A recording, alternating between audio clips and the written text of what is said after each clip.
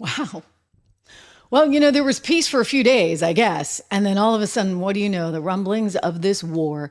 And I got to tell you, if I'm going to handicap the thing, the advantage goes to Donald Trump and to the Trump family over Fox News and Rupert Murdoch and kids. Welcome to the show, everyone. Good to have you here. I'm Trish Regan. It's the Trish Regan Show. Doing the favor of subscribing, liking, sharing, all of that important stuff. Listen, it's up to us right about now. We're getting through. We're up over 300,000 subs on this channel that I started just about a year ago, and we're growing every single day thanks to your enthusiasm and your commitment. So I thank you for that. We are live right now. I'm looking at your comments in live time, but let's get to the headlines of the day, and we'll talk about what we saw last night, and we'll talk about, The View, because you know what? It's important to understand all sides. We're going to get into some of that, ladies and gentlemen. There's a war brewing.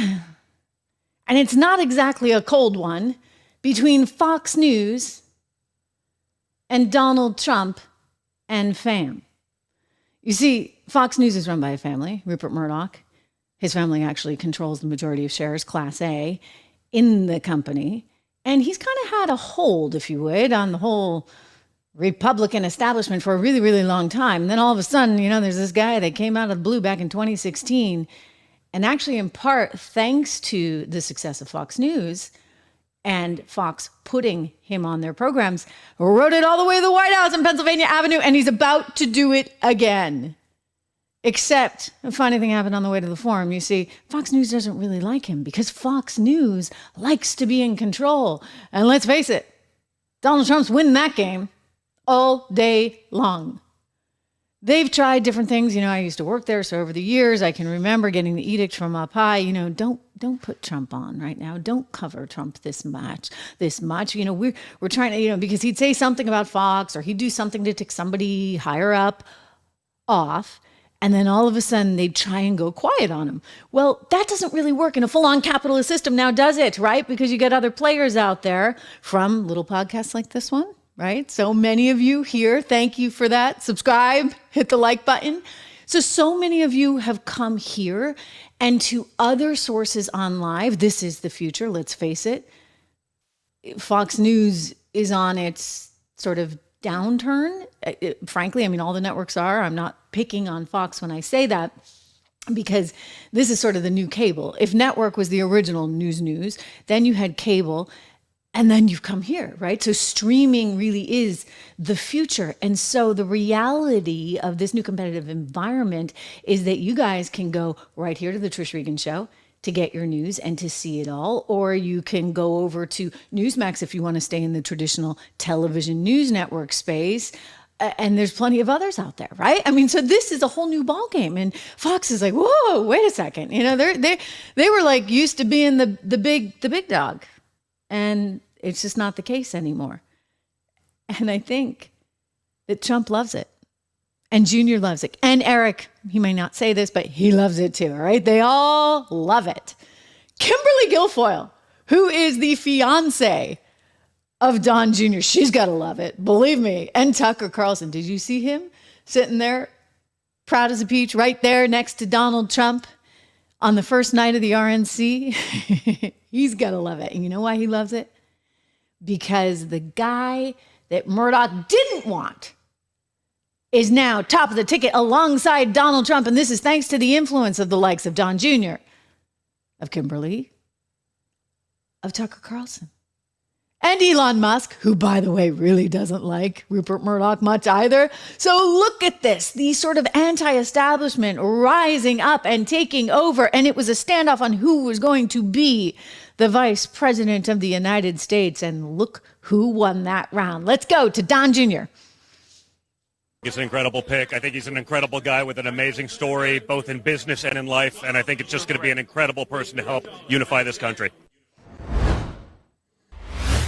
Pretty amazing. There's a lot of reasons I think that Donald Trump went with JD Vance. I had it down to, I've come on this show and I've told you guys it's got to be JD. I also said I thought there was a chance, just a chance, he might have gone with Doug Burgum because Doug was not much of a flashy player, right? Like Doug was sort of kind of kept his head down. And so he's a corporate guy, right? He was a CEO. And so he had kind of that CEO thing going on, which I know Donald Trump appreciates.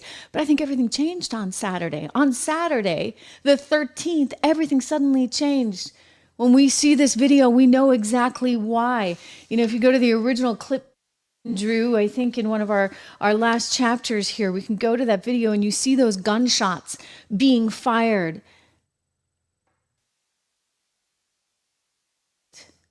Was it not? If you have the video, let's show everyone, because this was the moment that changed everything. I think this is the moment, really and truly, that Fox News, Doug Burgum, they lost out to JD Vance and to the future, because now what Donald Trump realized in that moment, and we'll continue watching this because it's just so powerful, when he stands up and he says, fight. I mean, on his way out the door, my gosh, ladies and gentlemen, this really was something to see indeed. And that's what changed it all. It changed it all because suddenly Donald Trump realized, the kids realized, everybody realized that this movement that so many people are committed to is only going to exist if you have the people to take it forward. And that means the people that aren't handpicked by the establishment. And so Doug, nothing against him, by the way, I think he's great. I think actually he's got a good future, especially on the cabinet side of things. I think he's absolutely fine. He's super competent. He's great. He's got his own money. I like all that. I like that about JD too. I like that he is financially stable himself. But this is the moment, right? So Trump goes down. And if he's thinking anything, I don't know what he's thinking in this moment, because I just can't believe that he did that. I can't believe that he was conscious enough of the audience to turn to them, to say, wait, to the Secret Service people, and to turn to everyone and say, fight, as he's being carted off there. I mean, it kind of breaks my heart, but at the same time, it's so inspiring. And so this is when Murdoch lost, okay? No more establishment, no more trying to be a nice guy, because you know what? Being a nice guy is not going to work. Not against them. Well, whoever them and they is, right? Let's be clear. We're not suggesting anything about that. Whoever, the guy that fired it. We don't know a lot, by the way, and we're going to talk about that because people are saying, hey, we need some answers. And they're demanding now, there's going to be a new committee that investigates this, which is the right thing to do. Mike Johnson has just ordered that. But in the meantime, you got this sort of bickering going back and forth because Rupert's no longer in charge. Fox News is no longer in charge.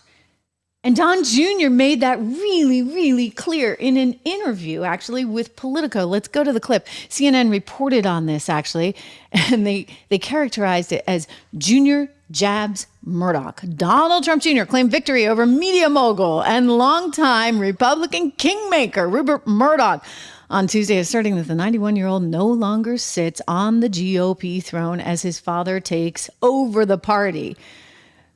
Here's what he said, quote, "There was a time when if you wanted to survive in the Republican Party, you had to bend the knee to him or to others," Trump Jr. told Axios' Mike Allen at the RNC. Quote, "I don't think that's the case anymore." He's absolutely right. It's not the case anymore. The comments came after Murdoch, the reporter writes, who has had a long and complicated relationship with Trump, recently lost a behind-the-scenes struggle over the party's VP nominee backing Governor Doug Burgum.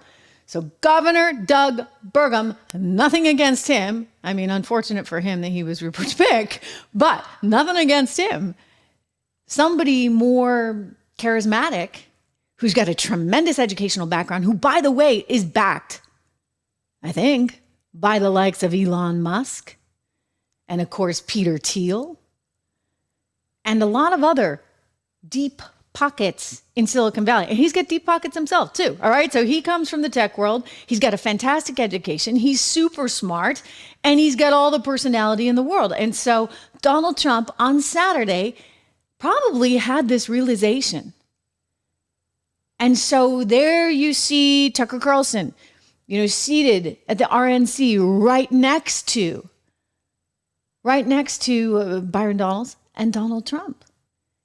And he's got to be smiling right now because in a way, he too won that war. I mean, right? Didn't we all? I mean, if you were there and you're no longer there, myself, plenty of people, Lou Dobbs, Steve Hilton, is he even still there? I don't think so. Dan Bongino, he goes on Fox occasionally because he's a nice guy. But you know what? We're all pretty darn lucky to be out of there, let me say. Because on this side of things, streaming here on YouTube, reminder, subscribe, share, like, you know what? You get to be your own person. You get to actually say whatever. I don't have to have my scripts. I literally had to have my scripts approved. They used to go through, the CEO of Fox literally would go through them. I had to send them to the higher ups every single night. Can you imagine that? And so I don't even have scripts here. This is all live, baby, and it's completely unscripted, which is quite freeing, shall we say. So very different kind of show that you're getting here. And to some of my former colleagues that have come over to the other side, very, very different kind of show. And what it shows you is these shows and the authenticity of them, they're more powerful than the traditional networks of which Fox is part of. So they're struggling. They know that like things are changing. The whole Trump family seems to be, quote unquote, at war with Fox News. I think we have another graphic from CNN. I want to share some of this with you as well. So CNN loves it, right? Because, you know, they're reporting on the MSNBC saga. They're reporting on the Fox News saga. But they continue on. Like his father, Trump Jr. also claimed Fox News has been unfair to him, claiming he has been blacklisted by the right-wing cable channel. But a network spokesperson actually said in a statement that Don Jr. has been on the network's air. In fact, he had been on just the day before, and he had been previously booked on Fox and Friends for a Wednesday appearance. That would be today. Quote, he is always, and he is, and always has been welcome on Fox News media platforms, according to the spokesperson. But that's not actually the case. See, they say that. There's this whole like little game that goes on. They say that, but as Media Matters, Matthew Gertz observed, guess what? He hasn't actually been on since the month of May. So that's kind of a long drought for Don Jr. They have not booked him since the month of May. Now they're booking him this week because obviously he's in the news cycle, it's the RNC, et cetera, et cetera. But that's kind of interesting and that's kind of telling. So they're trying, again, to pull back on the Trumps. They don't want the Trump message getting out. But you know what? The Trump message doesn't need Fox. That's what Rupert is struggling with and is trying to realize. And that's why he showed up in a guest appearance at the RNC. Guess who was in the audience? None other than how old is he now? Like 93 or something? Oh, wow. Apparently he's still quicker than Biden. Anyway, this guy shows up at the RNC. Because it's a kingmaker who's seen his better days trying to remind everybody, I'm still here, I'm still here, I'm still here. You know what? He never went when I've covered a zillion of these things, okay? Over the years, going back to the Obama days, and anchored all the coverage for Bloomberg Television, anchored all the coverage for Fox Business, primetime coverage. And you know what? Rupert was never near any of us during that time. So all of a sudden, he shows up this year. What's that about, ladies and gentlemen? It's to remind everybody he's still around. He's still around, and they are in the middle of some kind of, shall we call it Cold War? I don't think it's really cold, because I think that they're firing shots, so to speak, which I have to be careful with that language in light of everything that has just happened. You'd think they'd give it a break, right? But no, they were still restricting Don Jr.'s appearances as recently as well until this week. So this week he gets to go on air. But look, they're also, while this happens, simultaneously trying to do something else behind the scenes. You saw the headline I just showed you, right? That Rupert's in the house. This is the New York Times reporting. Let's go back to it for a second, because this is very interesting. It says the media tightens attendance in Milwaukee was another extraordinary turn in his contorted relationship with Donald J. Trump. Then the reporter also says, let's go to the body of the story. This one was written by Jim Ruttenberg, who's getting, a lot fed to him by the likes of Fox News PR. And so they're trying to characterize this as an alliance, that Trump and Murdoch are all hunky-dory, you know? They're moving on, and they are an example of this unity. And so this is why the reporter writes that Rupert Murdoch once confided in his friends in the fall of 2020 that he thought Donald J. Trump was going, quote, increasingly mad and would be, quote, a danger in a second term. Rottenberg continues with this quote saying, and happily predicted by the end of the year, Trump will be becoming irrelevant. 2 years later, he backed Mr. Trump's chief rival in the Republican primaries, Governor Ron DeSantis, bestowing Mr. DeSantis with the brute force promotional heft that only he, right, as head of Fox News, could deliver. In other words, I can see it now. Book Ron, book Ron, book Ron. Get Ron on the air. That was likely the edict being sent down to all the shows. And then when it looked like Ron wasn't the guy, guess who suddenly became it? The it girl, Nikki Haley. Nikki Haley was primed then to be the one to go against Donald Trump because you see, it was anyone but Trump. On Tuesday, the article continues on, Mr. Trump's son, Donald Trump Jr., went after Fox News and Mr. Murdoch, telling Axios there was a time where if you wanted to survive in the Republican Party, you had to bend the knee to him or to others. I've told you this. He added, I don't think that's the case anymore. It's not the case anymore. But very interestingly, this whole article was about how this alliance was so strong. And then the very, very end of this New York Times article that was likely planted or somehow caressed by the likes of the PR department, you get to the very end and they write, quote, the younger Mr. Trump also said that he had been blacklisted by Fox. The company noted that he was to appear on Fox and Friends on Wednesday and he had been interviewed on the network as recently as Monday. And that's the end of it. You see, that reporter didn't do any reporting. That reporter took whatever Fox PR was willing to dish out.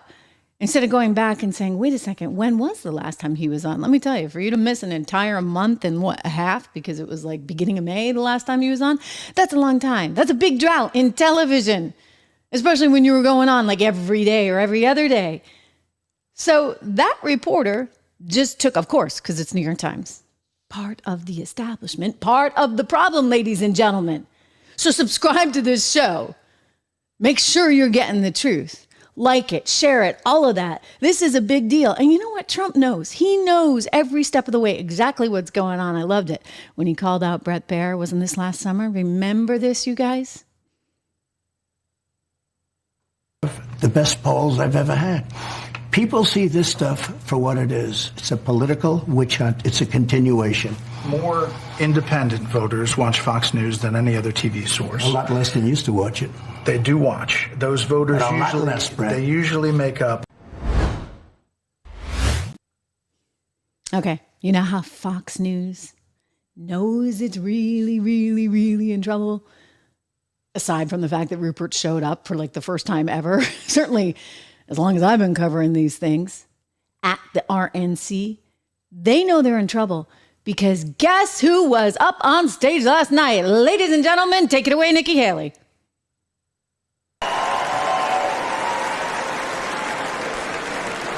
I'll start by making one thing perfectly clear.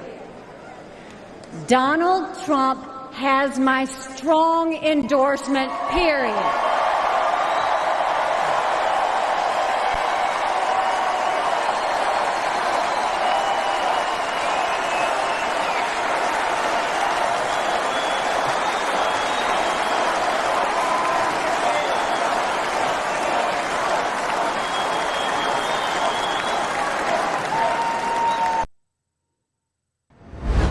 You know, she gave a great speech. I'm going to show you a little bit more of it in just a moment because The View was on the attack.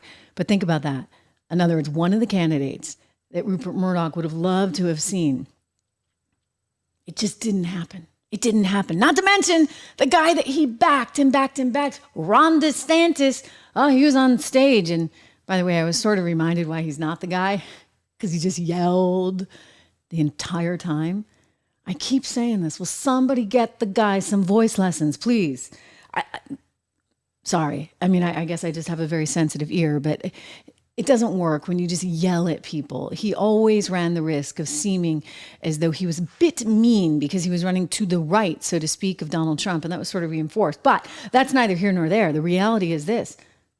The guy that was Rupert Murdoch's guy was on stage for Donald Trump. Same thing with Nikki Haley. That was kind of a big deal. And then I got to tell you, this is the woman that just stole the show at the RNC. Sarah Huckabee Sanders, former press person for Donald Trump, who then went on to become governor of her home state, Arkansas. I mean, just amazing, amazing job. She's a gifted communicator. She looked terrific. And she got out there and she said some really powerful stuff because she was attacked up one side and down the other by the likes of all these liberal, pro-women people, right? Like Mika Brzezinski over at MSNBC. Sarah called her out on national TV. She said there was a woman who had written a couple of books about promoting women, equality and all this, that, and the other, who actually said, I was not fit to be a mother. Sarah's the mother of three young kids. She had a 4-year-old at the time. Can you imagine saying such stuff? What a personal, horrendous attack. Can you ever imagine Sarah Huckabee Sanders saying anything like that about that woman? Do we even have to say her name? And by the way, she's got her own past. Like, Sarah's not going there because Sarah has class. Sarah is cut from a different cloth. Her dad's a pastor. She's a religious woman. And she's not going to stoop to that kind of level. But for Mika Brzezinski to say that about her, that you're not cut out to be a mom? And then she told the story of how a woman at her kid's school spit on her car. Not acceptable. Not okay. We are better than that. And she proved it. And she told the story of how Donald Trump would take her aside when these things happened and say, listen, Sarah, you're beautiful. You're smart. And they're intimidated by you and they're going to do this. But you have to stay strong yourself. It was a fantastic story. And then she was funny on top of it. She had a great, great line about Dr. Jill. She said, I would take my kid to school. Oh, I'll let her say it. Watch. State of Arkansas.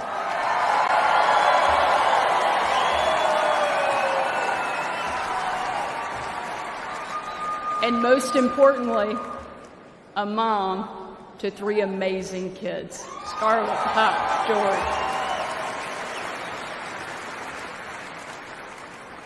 When I was President Trump's White House press secretary, the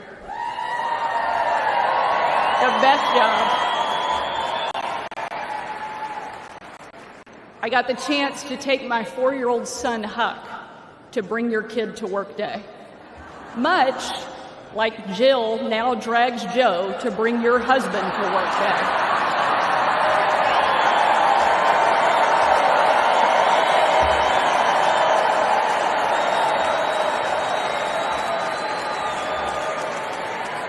And while I was briefing the president on the upcoming event in the Oval Office, all of the kids who were attending that day gathered in the Rose Garden, getting ready to meet him. And we were walking out onto that beautiful, perfect colonnade.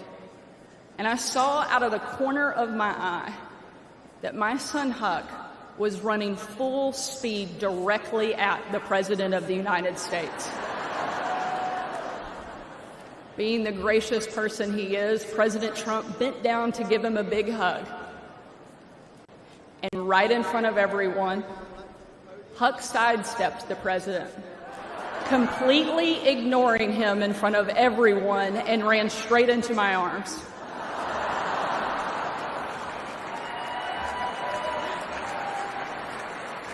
For my 4-year-old son, the most powerful man in the world had nothing on his mom.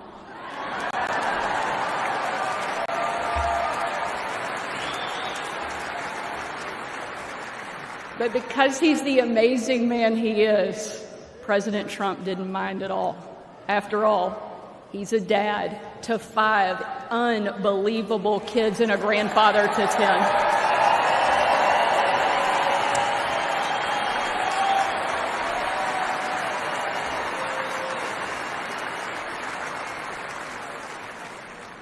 And while that story is certainly a special memory for my family, it's an even greater reminder why I support President Trump. Not for me, not for him, but for my kids and for yours.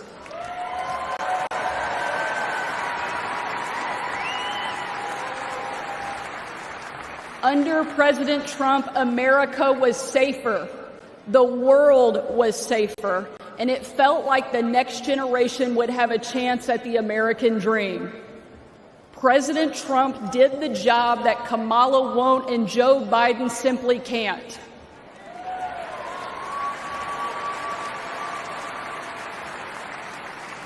When we're honest, every American knows that we were so much better off under President Trump. Pretty amazing speech. I thought she just did a fantastic job. What do you guys think? What do you think? I know we talked about her early on for VP. I was like, if you're going to go with a woman, you really need to take a hard look at Sarah Huckabee Sanders. Listen, I think she has a huge, huge future in politics. Do you agree? What do you think? Let me know in the comments below or in the live chat, because again, it's a live show. I'm going to get to everything that you're saying in just a moment, but she really, really showed what she's capable of. And by the way, she looked great. She must be taking her balance of nature, right? I take balance of nature. I take balance of nature. We're going to talk about some of these other things, including The View and their reaction to all of this, as well as how some really shocking conspiracy theories are being floated on MSNBC about just exactly what went down on Saturday the 13th. We'll get to that momentarily. But yes, Sarah looked terrific. And I was joking. She must be taking her balance of nature. Fruits and veggies every single day. I take mine. You should take yours too. You can get 50% off right now. Terrific discount code. I've never seen anything actually like this because I've been working with this company for many months. I've been taking this stuff really since the start of the year. I love it. And I've never seen this. 50% off. Just use the discount code. My name, Trish, Trish. You can call 1-800-246-8751, 1-800-246-8751, or go to balanceofnature.com, balanceofnature.com, and just type in my name, Trish. Use code word Trish for 50% off. Well, we know The View is unhinged, right? We know that. I mean, that's like no big secret, ladies and gentlemen. But it's amazing how quickly they are deteriorating. Like, you're watching it spin out of control in real time. You would think after everything that just went down over the weekend, right, that somebody at Disney, one of the higher ups, might say, hey, ladies, let's tone it down, right? Because it's produced by ABC News, which is owned, of course, by Disney. But no, that's not the case. In fact, they're doubling down. They said all kinds of crazy stuff on the air on Monday. And here we are, fast forwarding. I want to show you what was said today, because somehow they're getting a little nervous. They're getting a little bit nervous that Donald Trump may just sweep the country. So they're trying to do whatever they can to prevent that, including full-on assault of Nikki Haley, whom they at one point loved, right? As long as you're singing their tune. But the fact that she crossed to the other side of the aisle, the fact that she's trying to help unite the country, which is the right thing to do, ladies and gentlemen, at a time like this. I'm sorry, it just is. These ladies, they have no compass. They're only dug in on one side. They don't have the decency to just kind of watch and wait and be a kind person, a kind American in a time like this. No. Watch what they said about Nikki Haley's commentary. Hello. Welcome to The View, y'all. Welcome to The View. So the most anticipated speaker at last night's RNC was Nikki Haley, who was one of the Republican nominee's most vocal critics when she challenged him during the primaries. Take a look. Chaos follows him. He's gotten more unstable and unhinged. And he's just toxic. He's not qualified to be the president of the United States. He is more diminished than he was. Just like Joe Biden's more diminished than what he was. There is no way that the American people are going to vote for a convicted criminal. They're not. But she had a big change of heart when she took the stage last night. Take a look. President Trump asked me to speak to this convention in the name of unity. I'll start by making one thing perfectly clear. Donald Trump has my strong endorsement, period. If we have 4 more years of Biden or a single day of Harris, our country will be badly worse off. You don't have to agree with Trump 100% of the time to vote for him. Take it from me. I haven't always agreed with President Trump. But we agree more often than we disagree. Pathetic. So disheartening. She waged an effective campaign in the primaries, took a decent chunk of voters with her. So now, what are her people supposed to think about what's going on here? She's a big disappointment. I mean, because now she's giving permission to her people to vote for him. And they might have stayed home and voted for Biden. Who knows what they would have done. But it was like the invasion of the body snatchers last night. Are you surprised? No, I'm not. But I mean, everybody, she's not the only one. They're all up there kissing the ring of dear leader. It's not the ring they're kissing. They all, though, Joy, said, most of them, except I think for Chris Christie, that they would get behind Donald Trump if he were the nominee. And they are sticking to their word. They're getting in line. They're circling their wagons. I mean, so DeSantis doesn't care that he insinuated he was a pedophile. Doesn't care. Or Cruz doesn't care that he said his wife was ugly. They only care about power. They care about their party and power before their country. And that is very, very clear. You know what I think? I think they're addicted to their power. It's an addiction. Do you have an addiction? I have an addiction to Scrabble, okay? She does. And I really do. And I understand an addiction from that point of view. You don't want to give it up. And they're addicted. Yeah. They should have term limits. They should not be there forever and ever and ever. Yeah. These people, because they are addicted. But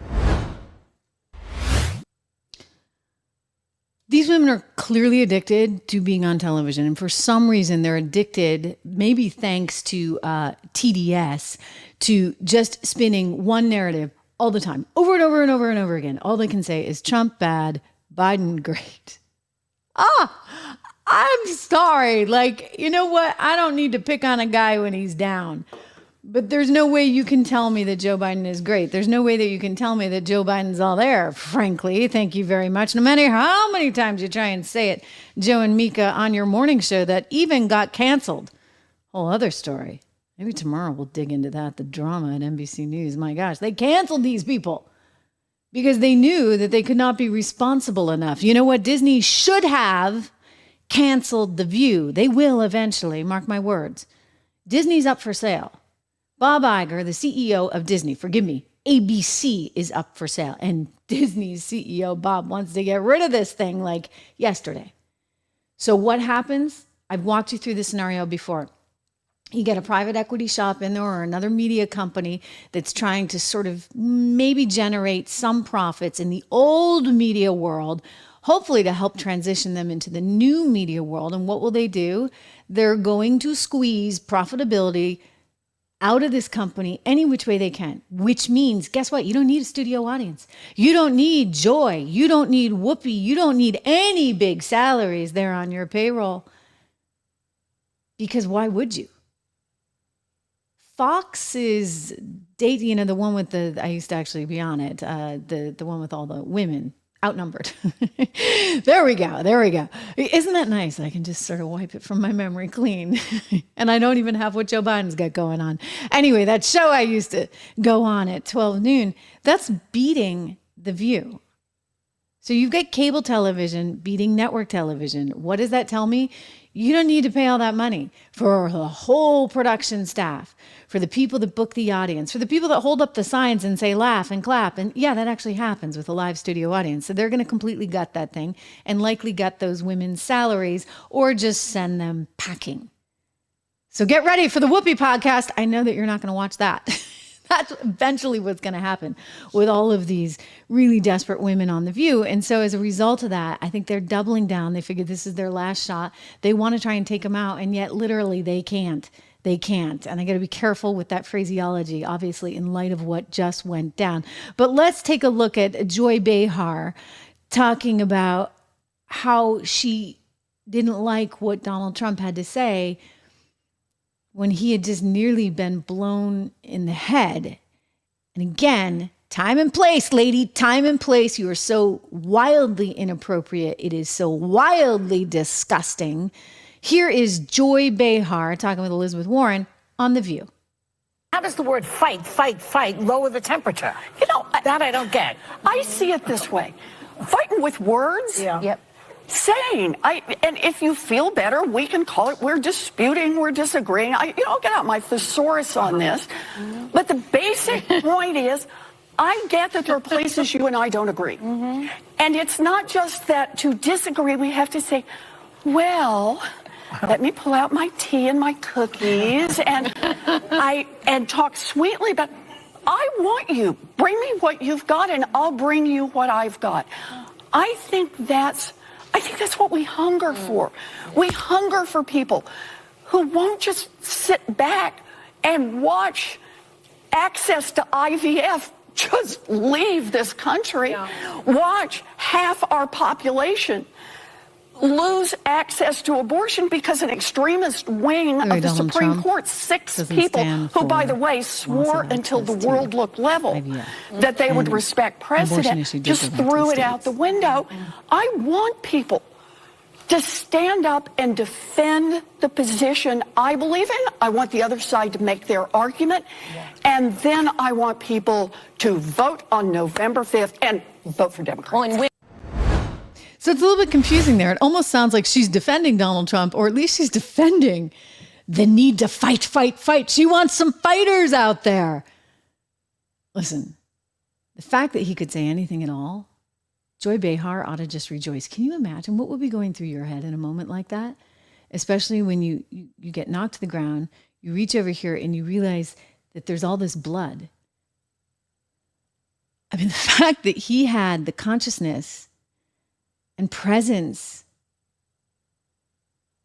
I mean, Joe Biden wouldn't have this on his best day, right? And let alone getting shot at. To stand up and to look at the crowd and to say fight, fight is amazing, incredible.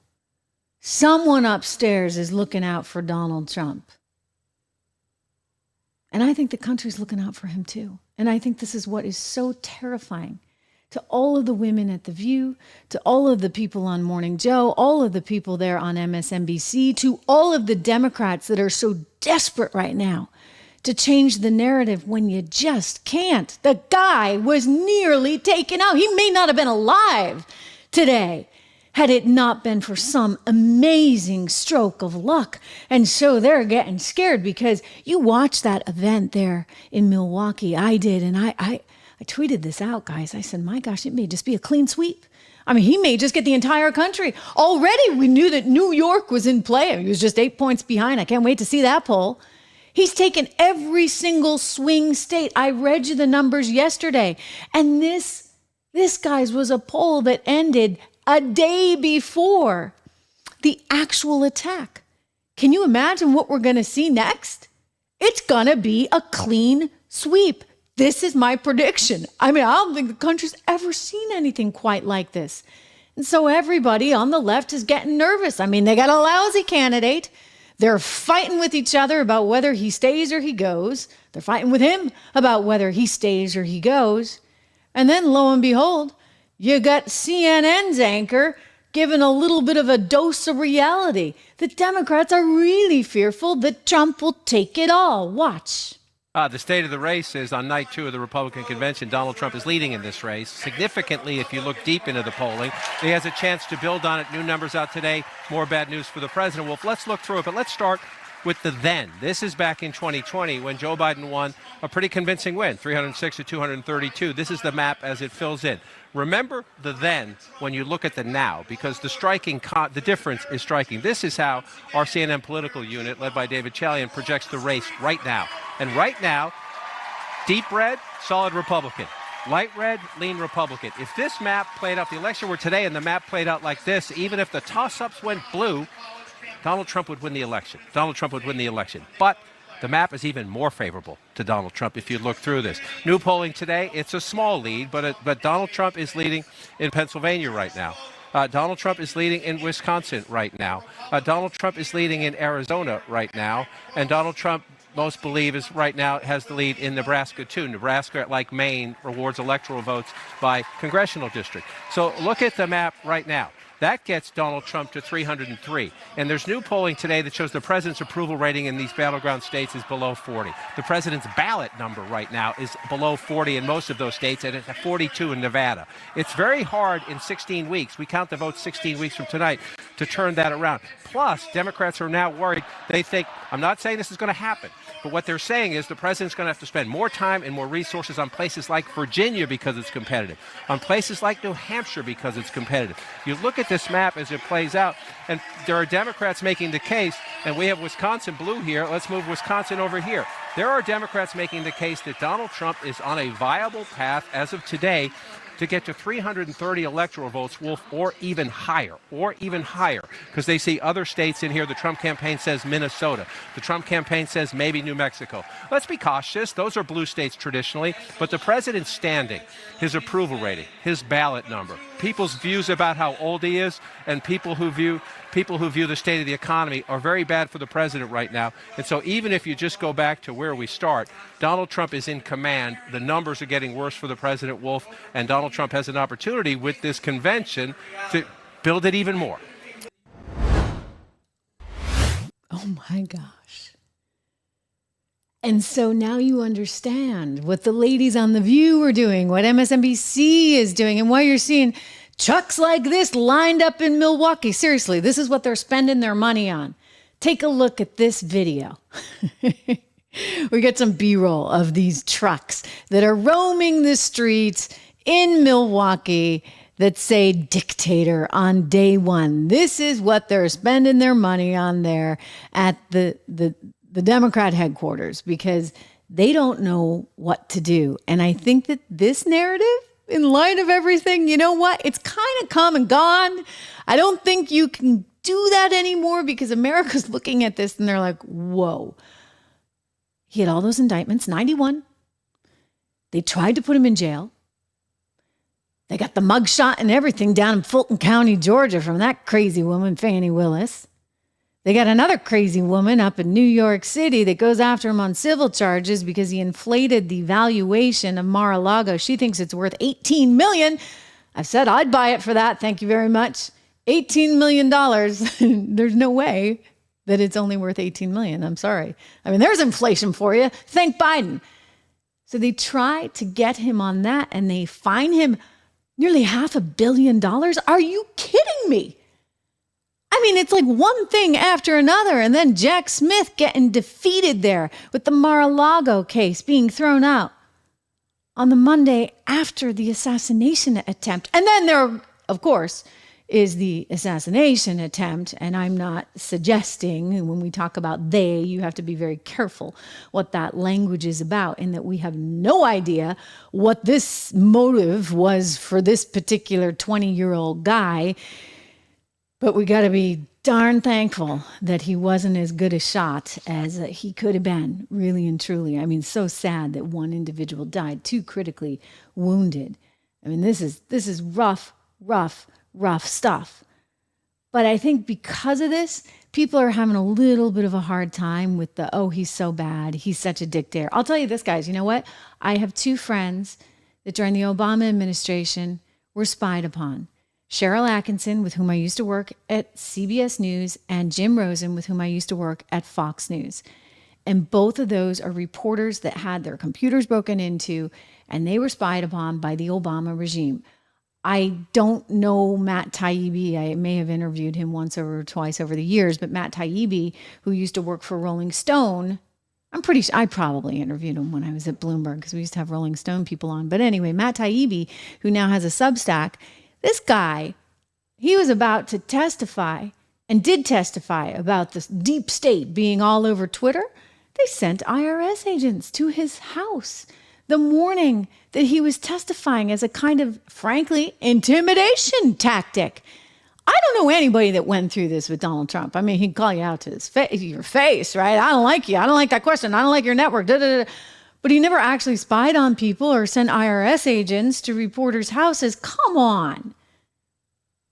So America's been there, done that.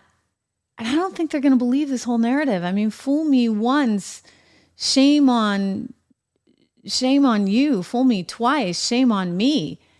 The 51X spooks trying to tell us that Hunter Biden's laptop was nothing but a bunch of jazz ginned up by the likes of the Russians and Rudy Giuliani.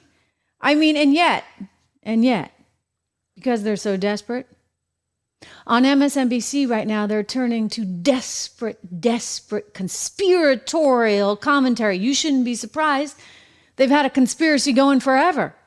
And then when reality hits them in the face, like Hunter Biden's laptop, they refuse to believe it, and they'll string together a bunch of ex-deep state type folks to come and tell you, like the former deputy director of the CIA, that, oh no, this isn't possibly true.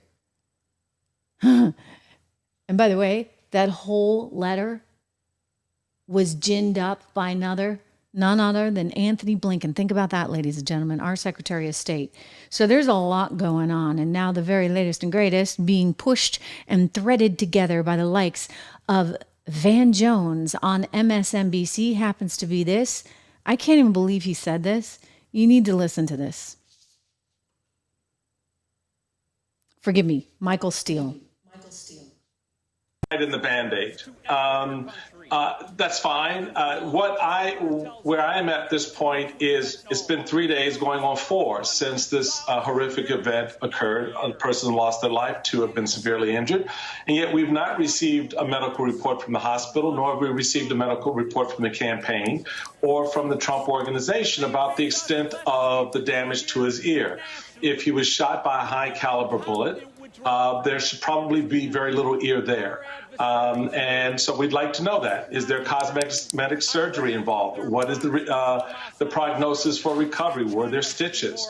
What is the extent and nature of the damage to his ear?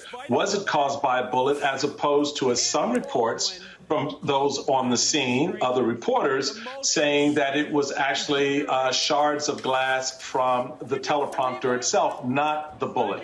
So there are a lot of questions around that ear, and yet there's been no response to that. Instead, just showing the image of the man coming into the hall with the wounded ear. Let me jump in on that. Politics. Let me jump in on that, and then we'll continue. We're looking at that photo. Michael Steele is correct. While there is a certain amount of time that could be understandable for any medical scenario, the calls around the current president's medical condition, the questions around his capacity, right, are also the same questions you have in a medical event like this. Certainly, the public would want to know as much as possible about both incidents, and the Trump campaign has not been the most transparent. Whoa.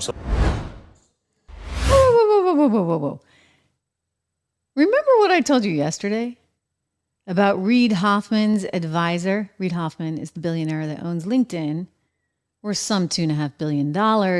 And he had a political advisor that's full-on never-Trumper type, maybe a Democrat plus never-Trumper. And he came out with some concocted theories about this all being some hocus-pocus thing drummed up by Putin and Trump. Okay, just crazy stuff. If you want to know more about it, I encourage you. We clipped it. You can actually watch the clip of that. Just take a look on my channel. But, I hate to even give this stuff any kind of oxygen. And the idea that MSNBC, which, by the way, isn't like a little streaming channel, right? This is kind of mainstream media. This is corporate media. They are now giving this oxygen. They're giving it oxygen, and they are laying the blame on the Trump campaign for not providing more medical details. What's that about? By the way, can we put a little bit of blame on the Secret Service and the feds? Like, where's the information about this kid? I guess they finally got onto his phone, but they don't have any information still. That's pretty peculiar. And I'm telling you, Secret Service needs to be held accountable, because how the heck do you do a walkthrough the day before? You cite this particular building as being a vulnerable spot. You have your eye on the guy. We'll talk about that in a little bit, because they even got a picture of him, and you don't do anything. You got a whole 45 seconds going by where all the people in the crowd are going, oh my gosh, there's a guy on a roof. And nobody takes him out until he fires his shot. I mean, this is kind of an epic failure. Huge failure. And Representative Cory Mills, former sniper in the Army himself, now Congress, he's not having it. He's not having any of this. He wants a J13 investigation into just exactly what went down. Let's watch his exchange. CNN was getting a little annoyed, a little perturbed about this one, but he's bringing up some relatively important questions and not putting the blame on the Trump campaign because you haven't told us whether or not he needs plastic surgery on his ear, for goodness sakes. Shame on MSNBC for addressing that. Let's listen to Representative Mills. I've done thousands of advances. I've done thousands of counter sniper operations with our teams in Iraq and Afghanistan, etc. The amount of negligence, the amount of mistakes that was made here, I have a very difficult time not leaning myself towards this was intentional as opposed to fecklessness. But wait, talk to me about that. I actually heard you say this right the day after, which I wanted to ask you about. What do you mean intentional? I mean an intentional failure on the part of... No, I wouldn't say an intentional failure on the part of, but I got to just, I sit here and I scratch my head. You don't want to be the conspiracist. You don't want to be the person. I'm telling you, because that's what it's leaning toward. No, I know. And that's the issue, is that you walk this fine balance of, you're not trying to be a conspiracist, but you look at it and you go, how could this have gone so... But it's one thing if someone on the street says it. It's not. I mean, you, Cory Mills, member of Congress, former sniper, you saying it. I mean, it makes my eyebrows go up. When you say you're walking the line on this, intentional what? It almost seems to me, and I think that an investigation is necessary at this point within Congress, not just the FBI, not just others. I look back at it and I'm thinking, all right, for an individual, if you looked at the escalations and how they are trying to approach him, let's just say that it was like, okay, first we want to censor and silence you, then we want to indict and imprison you. Now we're attempting to kill you and take you off the stage. Whoa. You, let's slow down. Please. I'm hearing two things from you. I don't want to jump ahead of things, but I'm also hearing you jumping ahead of things. Well, actually, I'm just looking at all the different possible capabilities. One of the things as a military member, one of the things as a person who's run in the special operations communities before, one of the people who's actually done this is that you look at all potential analysis, right? Donald Trump and his team have said, no, I agree. Dial it back. Do not blame this on Joe Biden. Oh, well, actually, I didn't say Joe Biden, to be completely Who's the clear. they then? Let's be very specific. Well, that's what the investigation has to do. Was it local law enforcement that had made the mistakes, or was there something to it? Was there other types of things that we need to be analyzing or looking at and providing analysis? My point is that when something's so significant, you're talking about something that hasn't happened in decades, right? I totally... But my point is this. From a perspective of someone who's actually conducted these are not difficult advances. This is not like I'm putting together a stage placement in a tight shot. This is about looking at your surroundings. What is my green, yellow, and red route, which is your routes out in case? What is my actual elements that I need to be looking at as far as mitigating threats or risks or increased levels? Where's my range fan for the sniper that says, okay, here's my 100, my 200, my sketch. Here's an area where someone could shoot. Because here's my thing. So you're Let's saying, just say it's a Royce element. You are saying this is so basic that how big the screw up was, that's what's leading your brain down this That's road? exactly right, in a way. Look. Wow. Of course, you'd like to think that if anything was an intentional effort, we ought to be able to get it done, right? And this is where the whole Iranian element gets introduced, because the Secret Service was warned that the Iranians were trying to launch some kind of attack on Donald Trump. And so that's now coming into the question as well. And apparently he was told of that on Friday before this event. He had also been warned to be more cautious about the open air events. But listen, if it had been a tricky spot, I think we all would have said, okay, we're going to cut them some slack. But this was not tricky. None of this was tricky. Why did they wait so long? I mean, it could just be pure, utter incompetence, proving that government bureaucracy is really the disaster we all believe it to be.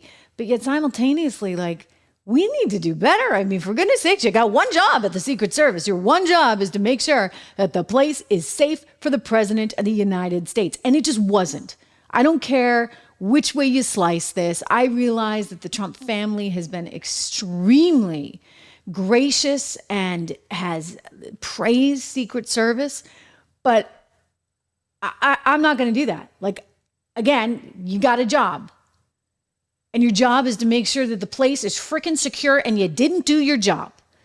So I realize Cory Mills is asking some provocative stuff, You need to ask questions, okay? And the questions are not to the Trump campaign, is he getting plastic surgery on his ear?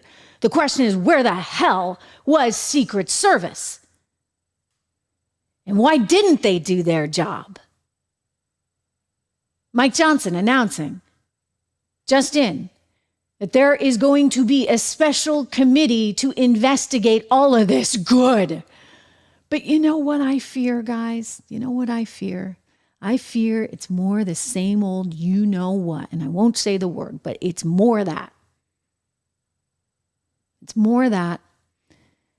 Because we've been through this before, and these investigations go nowhere, and there's a lot of pomp and circumstance. And I'm sorry, but this time around, forget the pomp and circumstance. You nearly lost the Republican nominee for president, a former president of the United States. You nearly did. And if it wasn't for the grace of God, we wouldn't have him here today. So pay attention to what Representative Mills is saying. I'm not saying there's any there. It may have just been, we have one incompetent team. But there's no excuse for that either. So fix it. Kim Cheadle, you're done, okay, lady?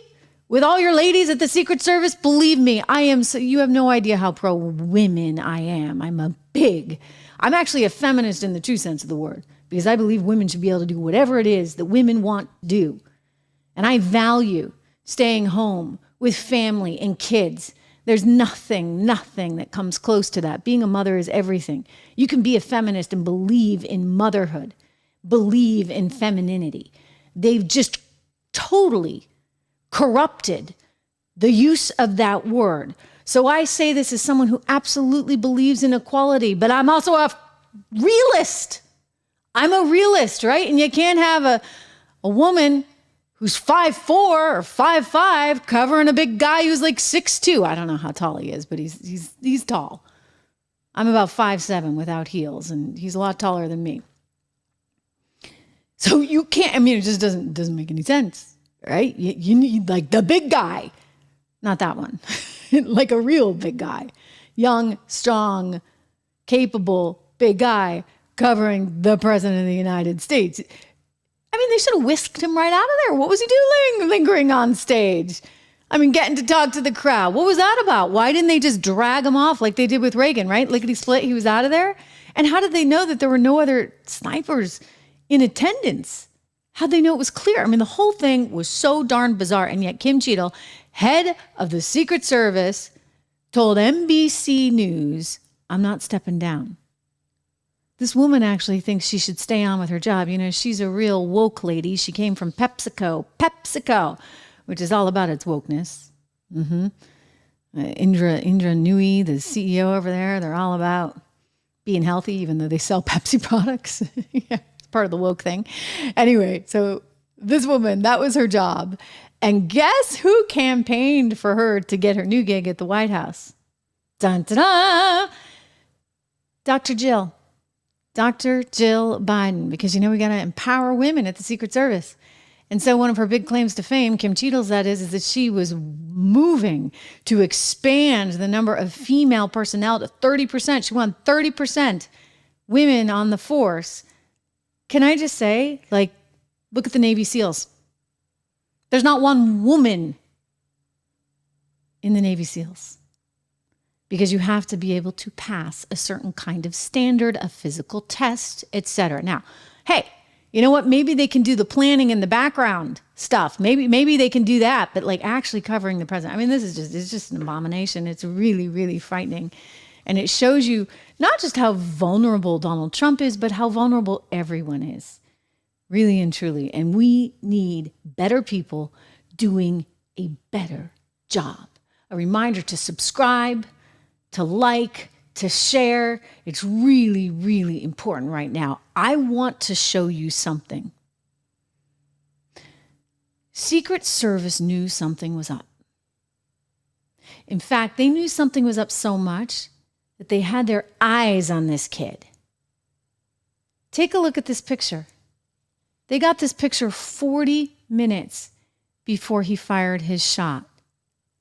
Almost an hour before he shot the former president, I suspect our next president, The sniper identified gunman acting suspiciously, checking his cell phone and a rangefinder at rally when they took the photo, according to Daily Mail. This is the photo. If you're listening on Apple Podcasts, we thank you for that. If you're watching on YouTube, we thank you for that. Or Facebook, make sure if you're here on YouTube, subscribe to the show, like the show, share the show. It all matters. It's very, very important right now. But this is pretty unbelievable. So they knew he was there. So why didn't they do anything? Why didn't they arrest him? Why didn't they take him out when he had his gun pointed? I mean, these are kind of obvious questions, ladies and gentlemen. These are things that you would do, would you not? I mean, you don't even have to go through special training for any of this. They had their eye on this guy. And yet what unfolded and resulted in the death of an innocent individual and 2 others critically injured, this was all allowed to happen. It's messed up. It's wrong. I don't get it. We need to be asking these questions right now. So yes, Mike Johnson, you did the right thing. We need that J13 committee. Interesting. Interesting use of the J thing, right? We need that committee. I want to, you know what? We're going to play it again. Can we play it again? Just a little bit of it. Cory Mills, let's listen to what the representative is saying. Just listen with all your ears glued to this, because he's a former sniper shooter himself. He knows how this is done. He's now part of the Armed Services Committee. He's a former Army sniper. Let's watch Representative Mills. I've done thousands of advances. I've done thousands of counter sniper operations with our teams in Iraq and Afghanistan, etc. The amount of negligence, the amount of mistakes that was made here, I have a very difficult time not leaning myself towards this was intentional as opposed to fecklessness. But wait, talk to me about that. I actually heard you say this right the day after, which I wanted to ask you about. What do you mean intentional? You know, I mean an intentional failure on the part of... No, I wouldn't say an intentional failure on the part of, but I got to just, I sit here and I scratch my head. You don't want to be the conspiracist. You don't want to be the person. I'm telling you, because that's what it's leaning toward. No, I know. And that's the issue, is that you walk this fine balance of, you're not trying to be a conspiracist, but you look at it and you go, how could this have gone so... But it's one thing if someone on the street says it. It's not that, I mean, you, Cory Mills, member of Congress, former sniper, you saying it, I mean, it makes my eyebrows go up. When you say you're walking the line on this, intentional what? You know, it almost seems to me, and I think that an investigation is necessary at this point within Congress, not just the FBI, not just others. You know, I look back at it and I'm thinking, all right, for an individual, if you looked at the escalations and how they are trying to approach him, let's just say that it was like, okay, first we want to censor and silence you, then we want to indict and imprison you. Now we're attempting to kill you and take you off the stage. Whoa. You, let's slow down. Please. I'm hearing two things. She's doing a good job. I don't want to jump ahead of things, but I'm also hearing you jumping ahead of things. Well, actually, I'm just looking at all the different possible capabilities. You know, one of the things as a military member, one of the things as a person who's run in the special operations communities before, one of the people who's actually done this is that you look at all potential analysis, right? Donald Trump and his team have said, No, I agree. Dial it back. Do not blame this on Joe Biden. Oh, well, actually, I didn't say Joe Biden, to be completely Who's the clear. they then? Let's be very specific. Well, that's what the investigation has to do. Was it local law enforcement that had made the mistakes, or was there something to it? Was there other types of things that we need to be analyzing or looking at and providing analysis? My point is that when something's so significant, you're talking about something that hasn't happened in decades, right? I totally... But my point is this. From a perspective of someone who's actually conducted these are not difficult advances. This is not like I'm putting together a stage placement and a tight shot. This is about looking at your surroundings. What is my green, yellow, and red route, which is your routes out in case? What is my actual elements that I need to be looking at as far as mitigating threats or risks or increased levels? Where's my range fan for the sniper that says, okay, here's my 100, my 200, my sketch. Here's an area where someone could shoot. Because here's my thing. So you're Let's saying, just say it's a Royce element. You are saying this is so basic that how big the screw up was, that's what's leading your brain down this road? That's exactly right, in a way.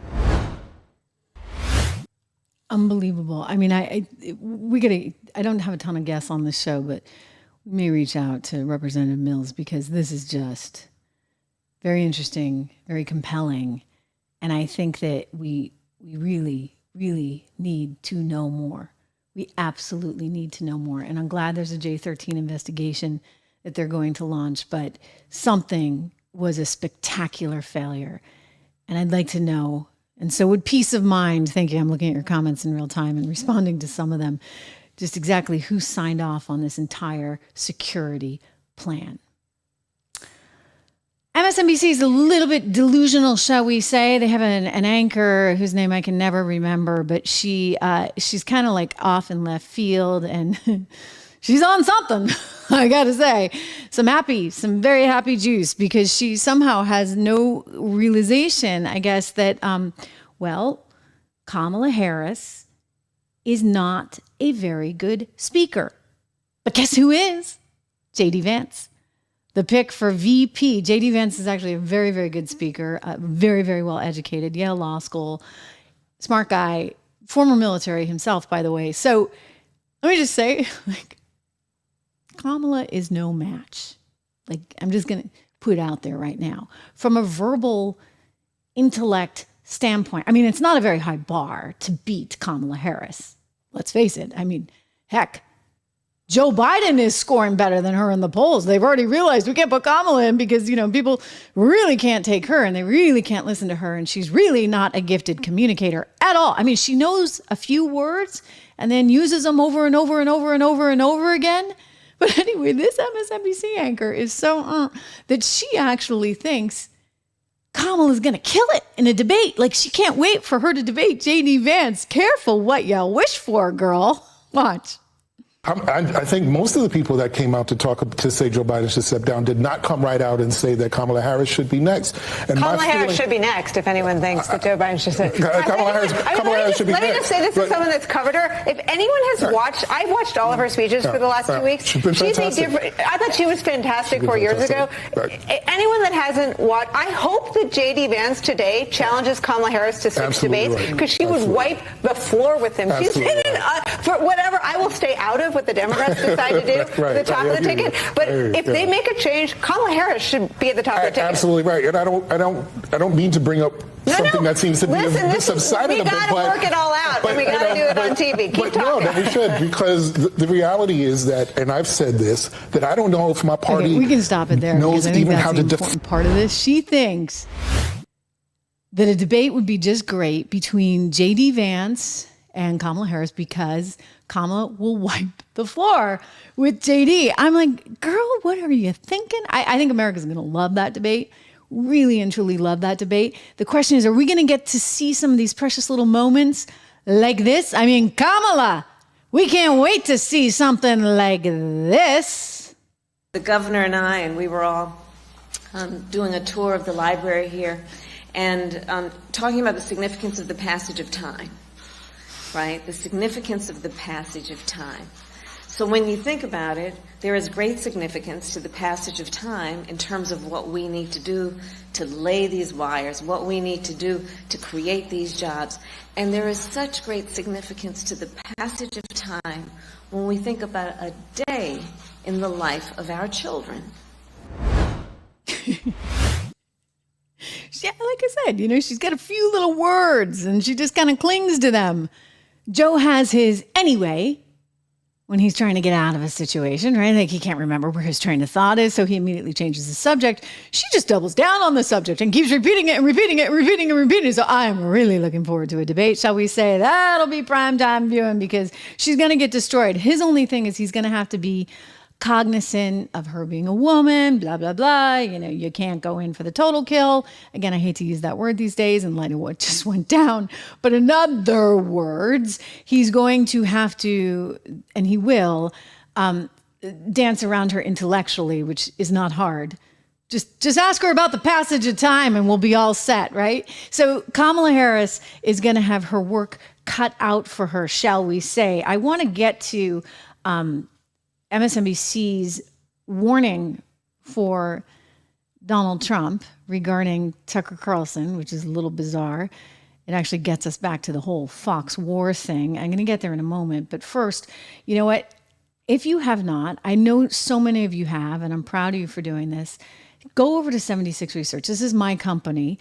I have this podcast, of course, and this company, but I started a financial research company with a very long time dear friend I've known for a zillion years, and he's been on Wall Street for 20 years, and he was is a brilliant stock picker. So he was a mutual fund manager there, ran billions of dollars, and is just super smart about investing. I mean, I've got sort of my macro view of things, which he shares. And I've seen it in the course of my career, just how off the media often is. But if you really are true to yourself, and you're somebody who covers this stuff day in and day out, and you're on the front lines of it, you are able to spot trends, and you're able to sort of spot news cycles as they happen. And I want you to be able to take advantage of those things. And so I teamed up with Ron. We started 76 Research, and we have 3 different portfolios for you, all with 10 to 15 stocks in them each. We also have what's known as a 76 report, which you get quite regularly. And it includes stock picks as well as economic, political, and most importantly, market research that you need to know. You really do. And we're offering it for the month of July for just $1 introductory rate for 2 months. And then it goes to $9.95 after. You know what? If you're not investing, you need to. You really, really, really, really, really need to, because any which way you look at this, and I think that the reality is that we're going to be facing more inflation. There's a report out in the New York Times today. I need to dig in a little bit further, but there's speculation that Trump and Vance would be okay with a weaker U.S. dollar because it would enable U.S. companies to sell more goods overseas. There may be some truth to that. I think the New York Times is exaggerating. But even so, the reason I bring this up is because no matter what happens, even if you have somebody who's going to be far more disciplined and not like hand out money like it's candy and say, oh, we're going to pay your education, and you want to drop out of that PhD program in gender studies, it's okay. We still got you covered. Trump isn't going to do that. He's going to be much more thoughtful about how the fiscal spending unfolds. But nonetheless, there may be some policies that are still somewhat inflationary. Look, you're looking at 2.5% inflation anyway, right? Like that's just the reality. That's best case scenario. Little did you know you'd be dealing with 9.1% under Joe Biden 16 months after coming into office, and then 6%. Hey, it's cumulative, right? So reality is you've got to plan for your future. You got to make sure that your dollar is worth something. So go to 76research.com today. Let's throw it back on the screen, Drew, just so everybody's really, really firm. You know what? I will also right now, let me see if I can put it into the chat. If you put, let me just, because 76 Report as well, 76report.com will get you guys there as well. And I want you to use code $. I'm adding this in, Trish, talking and writing in the same time. So go to https://76report.com. Ta-da! You can also go to 76research.com, and there you will see the model portfolios. We have American Resilience. We just made a really interesting change in that. Really interesting, great way to play AI. Fantastic company, fantastic stock. We did a whole thing over on the YouTube channel. I'll also give you that. 76research.com is our YouTube channel. So you're welcome to go and watch that. But anyway, important stuff. Take care of yourself. Take care of your family. Turning to MSNBC, ladies and gentlemen, again, really doubling down on conspiracies here. The conspiracy chief, or shall we call her editor-in-chief, Rachel Maddow, has a new one for you. Brand new one. And this one has to do with Tucker Carlson and JD Vance. You see, they know that like odds are stacked against any chance of Biden winning at this point. So they're going to try and feed this sense of doubt, et cetera, et cetera. And she's actually warning Trump. Rachel Maddow has a warning for Trump about the people that are his close advisors. I want you to listen and we will react. And JD Vance makes history tonight as the running mate on a presidential ticket who has said the worst things about his running mate. There's no one else. The others that had any kind of conflict points, it was always policy. It was George Bush saying Reagan's economics were voodoo economics, and then he puts that away and becomes a running mate. But comparing your running mate to Hitler and all these other things that J.D. Vance has said really is unique. And there's Donald Trump sitting in that row. Half of the guys he's sitting with have expressed their hatred of him. He's sitting with 4 guys. 2 of them, Tucker Carlson and JD Vance, have expressed their hatred of him. And Donald Trump knows that. But now but that's part of his power, right? Like, oh, you hate me, but look at look what I can make you do. Right. That's exactly what it is. He likes showing you that he can take these people and control them and force them to bend to his will. But I'm telling you, the downside of that, you do that with people who have like supplicant personalities. Mm-hmm. But if you do that with people as ambitious as JD Vance and frankly Tucker Carlson, never turn your back on those guys again. All right, we're going to take a quick break. That was an interesting comment. Did she let something kind of slip there? She's actually friendly with Tucker. And I would agree that Tucker's very ambitious. But here's the deal. Anyone that's going to be looking for a position in this administration is ambitious. And politics is politics. Okay? Like that's why they say, politics is a dirty business. And what's the expression when you go to Washington? If you want a friend in Washington, get a dog. Because your friends are not really your friends. Like, let's be very frank about that. And I suspect that JD is ambitious and JD has future aspirations. JD has established alliances and friendships with a lot of people close to Trump, including Trump. And that's what you do in politics. But to suggest somehow that they're conspiring against him, I think that's taken it a little bit too far. What I would say is no matter who was there, you ran that risk, right? Doug Burgum. So great example, the governor, and he kind of is low key and no one can remember his name. And people are like, what does he look like? That I thought might be something that Trump wanted because he's the whole show, right? And he doesn't need the likes of anybody else taking away any of the limelight. But the thing is, this movement, I think he just realized, is fully dependent on him. And that's partly why you're seeing this shift. I do think that there was a good chance it was Governor Burnham. And suddenly there was a change. There was a change of position after Saturday because he realized he's only one guy. He needs someone else, someone strong, someone determined to see this through. And that someone's JD Vance, who's super smart, great background, business guy. Don't kid yourself. Burgum's ambitious too. I mean, the guy ran for president, for goodness sakes. He just does a better job maybe at hiding it. They're all ambitious. Rachel, you know that. You're clearly ambitious yourself. I mean, it just goes with the territory. Donald Trump knows that.